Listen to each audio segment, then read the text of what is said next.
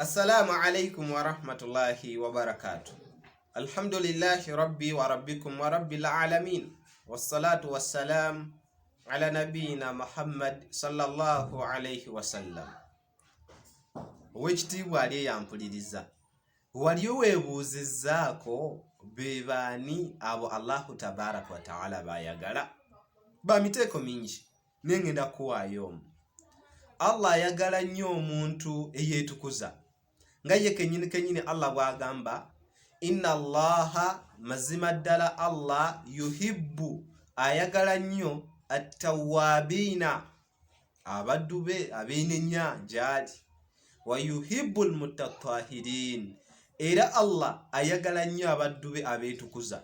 Era olw'ensonga eyo yensonga lwaki owekitiibwa Muhammad sallallahu alayhi wa sallam yatukubiriza nnyo buli luvannyuma lw'okubeera ng'omuntu ofundikira okufuna ewuzu, osoma ebigambo bino n'ogamba nti Allahumma, ay Allah, ij'alni, nkusaba onteeke, minatawabiina, mu baddu abeenenya, waj'alni, era Allah nkusaba onteeke, minal mutatahhirina, mu baddu abeetukuza. Ekyo kitegeeza ki? Kitegeeza nti at-tahara bye bimu ku bintu Allah byayagala. Mu hadisi eva ku Saad radiyallahu anhu abeera nga atugamba nti qala Rasulullah sallallahu alayhi wa sallama, nti omubaka wa Allah sallallahu alayhi wa sallama yabeera nga agamba, inna Allaha tayyibun, Allahu tabaraka wa ta'ala tayyibun, mulungi. Allahu tabaraka wa ta'ala, Allah waffe mulungi. Yuhibbu tayyiba, era Allah ayagala birungi. Mu riwaaya endala egamba nti Allahu tayyibun, Allah mulungi. Wala yaqbalu, era Allah takkiriza illa tayyiba, okujjako nga byakkiriza nabyo birungi. Nga kikye bategeeza nti Allah mulungi, era Allah bw'abeera oyagala abeeko kyakkiriza okuva mu ggwe, kirina kubeera nga kirungi. Bw'ebeera nga ibaada nga osaddaase, ky'olina okusaddaaka ng'okizza eri Allah kirina kuba kirungi. Togenda n'okola mu bbaala, n'ovujja ssente mu bbaala, n'ojja ozimba omuzikiti n'olowooza nti Allah anaakuja kuwa empeera. Tajja kuwa mpeera, kubanga ensibuko y'okufuna ensimbizo yabadde haramu. Tojja okusaala nga weesibye eyirizi mu kiwato olowooze nti ogenda kufuna empeera y'esswala. Allahu tayyibu, Allah mulungi. La yaqbalu, era takkiriza Allah illa tayyiba, okujjako nga akkirizira birungi. Ekyo njagadde okimanye. Hadisi ya Saad agamba nti Allahu tabaraka, omubaka wa Allah yagamba nti inna Allaha tayyibu, nti mazima ddala Allah mulungi, era Allah yuhibbu tayyiba, Allah ayagala birungi.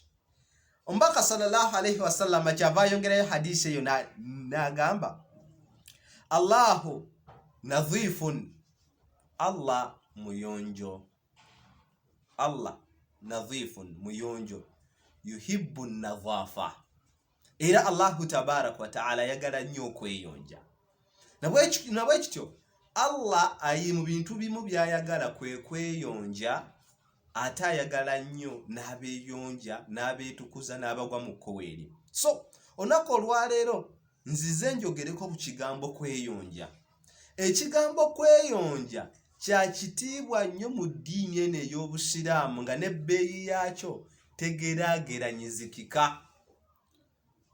Okumanya okweyonja kwagenda wala. Nabbi sallallahu alayhi wa sallam yatuuka okwogera ekigambo ne kaakati ekikyantakuza omutwe.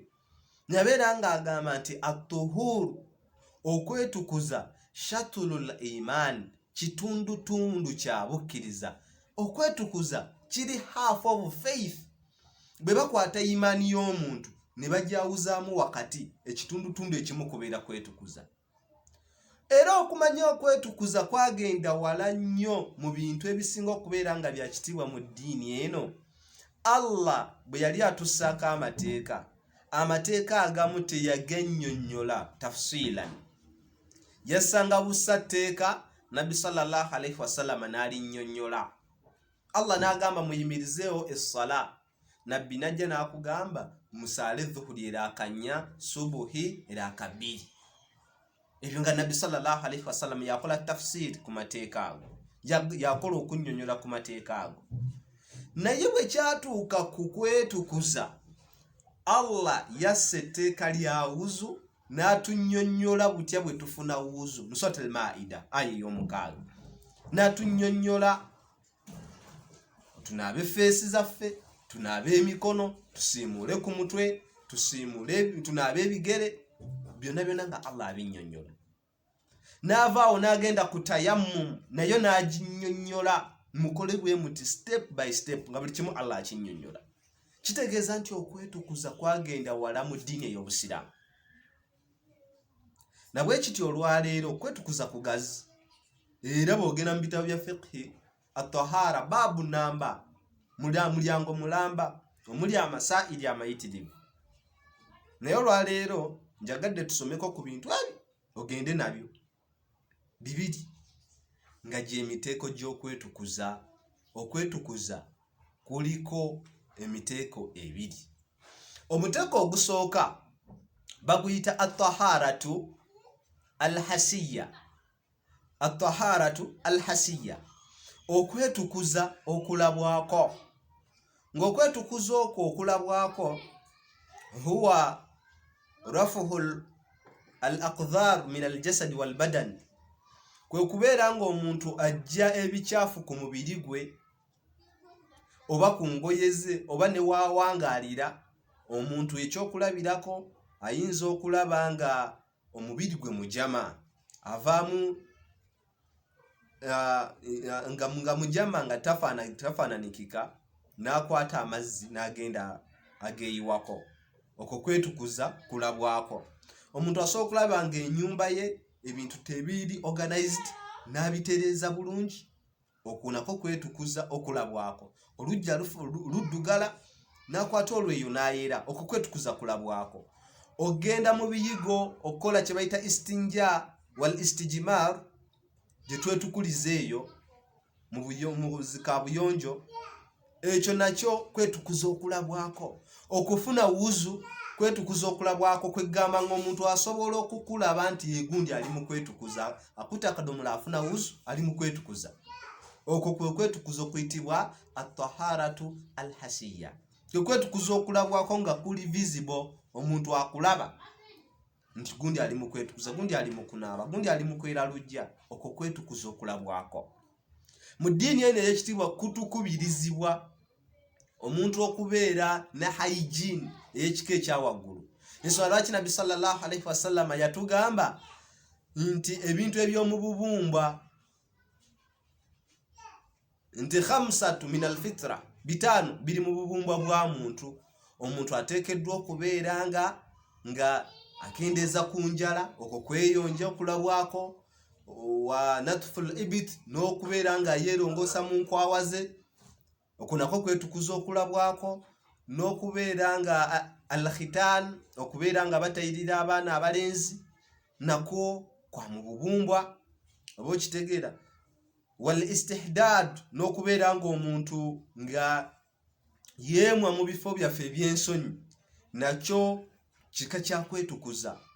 N'okubeera ng'omuntu ofuna ku kadde n'okwata ku muswaki n'oyisaako mu kamwa, nakyo kwetukuza eddiini eno kyetukubiriza. Okwo bakuyita okweyonja al-hasiyya. N'okweyonja okwokubiri ng'era kwe kusingira ddala okubeera nga kwe kukulu, bakuyita at-taharatu ma'nawiyya. Okwetukuza nga kuli mu makulu. Okwetukuza kuno eno ng'omuntu tasobola kubeera nga akulaba nti gundi ali mu kwetukuza. La, omuntu tasobola kubeera nga akulaba. Ekyo kinjagala osooka omanye. Okwetukuza okwo kwe kufaanagana kutya, ng'era kwe kusingira ddala okubeera okukulu.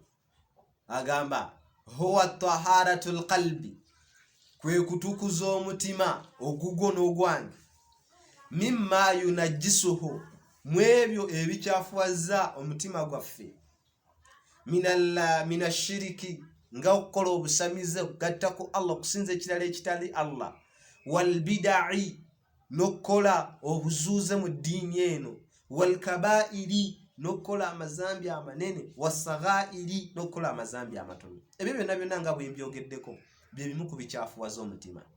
Jjukira Nabbi sallallahu alaihi wasallama yatugamba buli muntu lw'okola ekintu ekikyamu ekyonoono mu maaso ga Allah omutima gwo gutonyezebwako akatonyeza akaddugavu. Kituuka ekiseera ng'omutima nga gujjuddeko gujjuddeko obutonyeza obuddugavu ng'omutima muddugavu nnyo nga guddugala. Kaakati mu kimu kye bayita okwetukuza kuno okw'omulundi ogwokubiri huwa taharatul qalbi, kubeera okutukuza omutima gwo mimma yunajjisuhu ng'ogutukuzamu ebyo ebigukyafuwaza. Biki ebikyafuwaza omutima? Shiriki, okukola obusamize, kweraguza, kwalula balongo, kwabya nnyimbe, kuteeka ntanga mu mulyango, bibbo by'abalongo, kulima ku bijja n'ebigendererwa mbu tufune emikisa, ng'onoonya emikisa, n'ebigwa mu kkowe eryo okusinza ebirala ebitali Allah, okukola okusamira, okologa n'ebigwa mu kkowe eryo. Ekyo kimu. Walbida'i, n'okubeera ng'omuntu ozula mu ddiini. Ozula mu ddiini. Oby'okuzuula mu ddiini biyitirivu. Amawuledi tegali ku njigiriza ya Nabbi, zibuluda teziri ku njigiriza ya Nabbi, okubeera nga waliwo Isra ne Miraji, ekiro kya Isra ne Miraji nabyo si bya mu ddiini. Edduwa z'abafu eza40 nazo si za mu ddiini, zo zonna bida ku bintu bye bakola nga bazuula mu ddiini. Nabo ekyo bidaati mpitirivu nnyo obungi ate nga nzibu nnyo zaakulaba okuggyako Allah gwawadde ekitangaala ng'asobola okubeera ng'ayawula ebintu ebimu asobola okulaba bidaati. Omulundi ogwayita twali tulina global fasting. Ekirwadde bwe kyagenda nga kiyitirira abantu ne beekandaga mbu tukole kye bayita global fasting. Global fasting fenna tusiibe wamu. Busiraamu tetukola kintu kyonna okuggyako nga enjigiriza tugijje ku Nabbi sallallahu alaihi wasallama. Era min usuli hadhihi ddiini, mugimu ku misingi egy'eddiini eno, ma'rifatul abd, kwe kubeera nga omuddu omusiraamu gwe nange omanya diinahu al-islam, diinaka al-islam, okubeera nga omanya eddiini ye ey'obusiraamu bil adilla na bujulizi. Mu busiraamu tetugoberera bugoberezi, tetugobereza, tetulindiga nti we just follow, nti tugoberera bugoberezi kye batugamba kye tukola. Ekintu kimala kuyimirirako bujulizi nti omubaka yagamba, Allah yagamba, ekyo ngololo teeka mu nkola. Walbida'i, bw'okola ekintu kyonna kye bayita bida, huwa al-ikhtira'u fi ddiin, kwe kubeera ng'omuntu agunjawo mu ddiini eno busiraamu ala khilaafi ma kaana alayhi Nabbi sallallahu alaihi wasallama wa ashaabi, nga kyotaddewo mu ddiini nga kyawukana ne Nabbi sallallahu alaihi wasallama kye yaliko ne basahaba be, nga kyawukana n'ekyo Nabbi sallallahu alaihi wasallama kye yakola ne basahaba be. Ugwe mu busiraamu kasita ogunjawo akantu akapya nga bwe bakubuuza nti Nabbi yakakola nti ate basahaba be bakakola nti kati ate gwe okajjeewa minal amali wal i'tiqad, mu mirimu ne mu nzikiriza.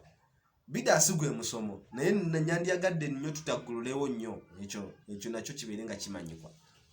So okwetukuza kuno okw'omumakulu kwe kweyanga otukuza omutima n'ogujjamu bida, n'ogujjamu shiriki, n'ogujjamu amazambi amanene, ogujjamu amazambi amatono, kuba buli kimu ku ebyo byemmenye bw'okikola omutima guddugala.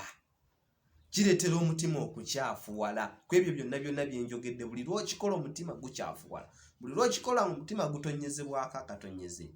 So buweesanga ng'oli mu mbeera eyo mugamu ku makubo ge tuyitamu okutukuza omutima to stop those acts.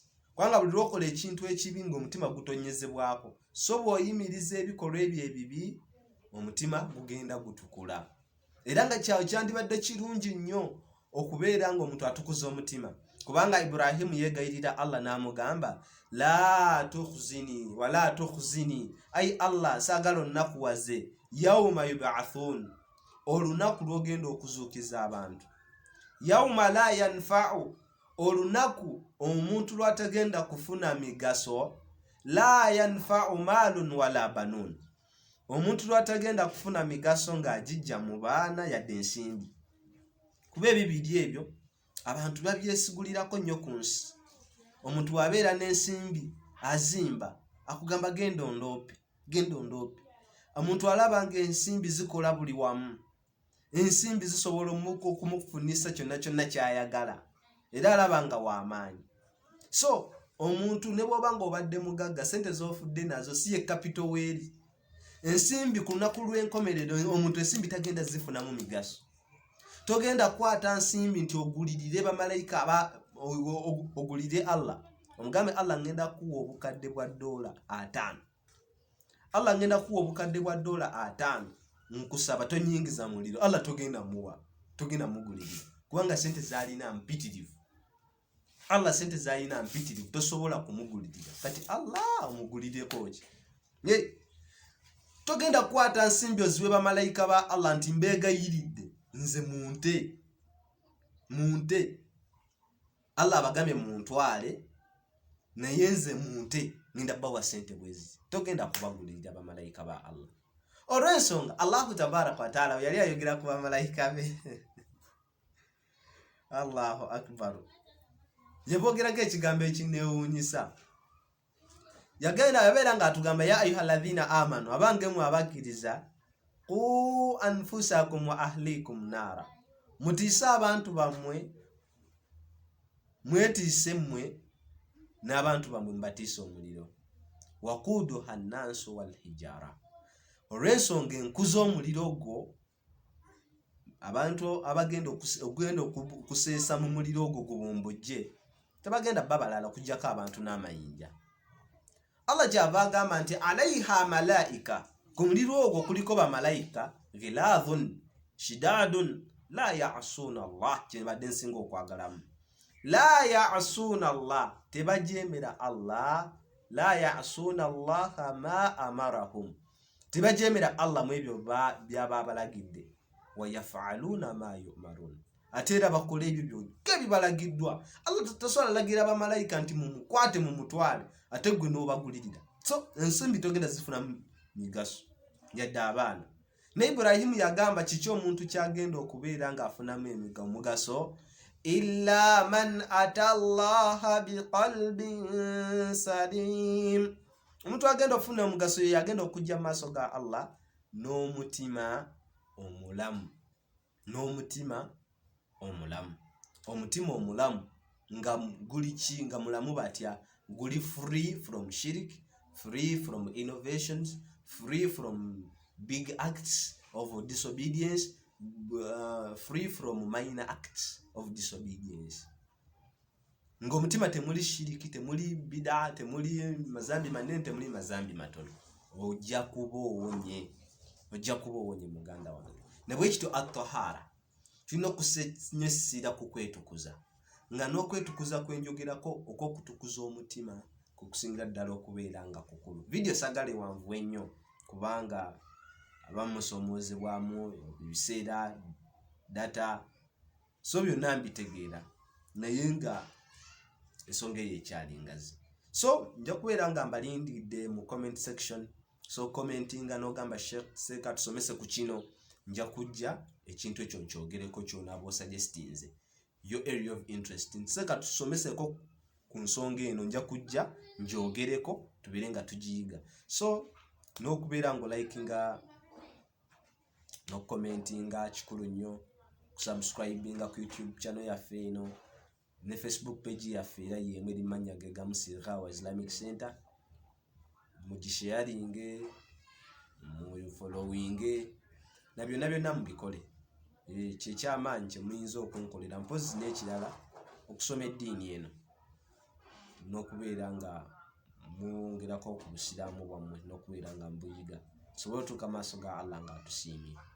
Barakallahu fiikum wa jazakumullahu khaira. Assalamu alaikum wa rahmatullah.